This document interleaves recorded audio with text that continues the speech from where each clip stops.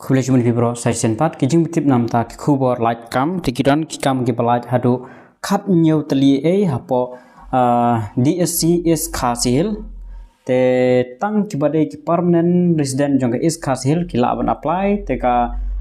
kelas kibala ban apply ke debit class 10 pass sejrong te kidon lak jong ini page kita ki post ter dengan page nang ne ngen play kum connect advertisement te kibalong eligible berkwa ban apply kila ban apply mo. The district selection committee is Khasil district Shillong invite online application for citizen of India who are permanent resident of East Khasil district only. Pen mo gidi mention kumne kan. Dia benong only. Lada kiong only kumut ba lalong gan eligible tang ya kibana East Khasil. Lada kan mention only te kata kalong artatin teh net mention directly only kumut ba kane kumut atikana kade tang nam ta kibade resident jongka is Khasil kibala ban apply.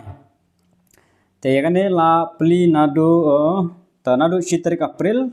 kasdang batkan kur hadu shitrik Ume. For candidate making payment through e-challan, the last date for making payment in bank will be on 6 May 2026. Mau kita kuat siu dekat challan sabang te kalas date kene dru trik Ume ba siu online te kan debit shitrik Ume. Dengan page kita ke post to kane ka post keban kong kadai assistant enforcement page bahama kadai gajaka kala mention panama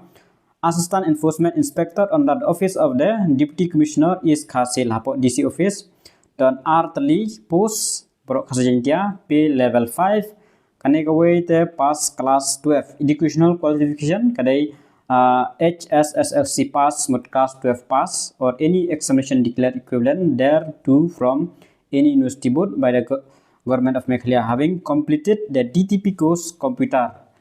Apa mandep ya kaneka DTP course computer. The post is not reserved for WD or conventional rank. Then one being sekane kaneka ar pada kana the enforcement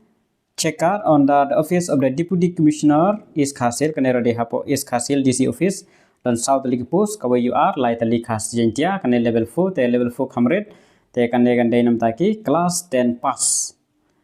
thereto from any university board to having completed the DTP course computer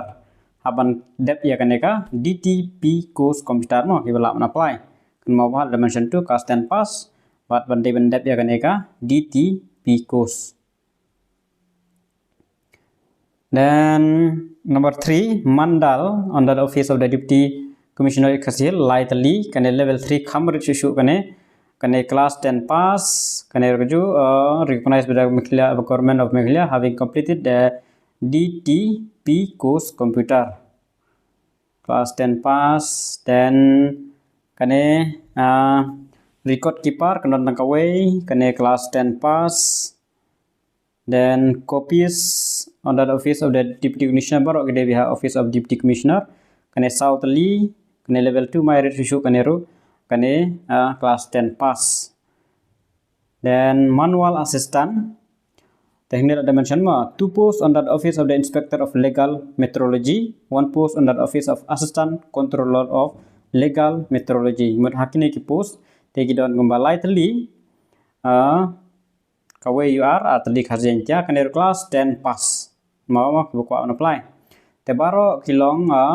khat nhiều tali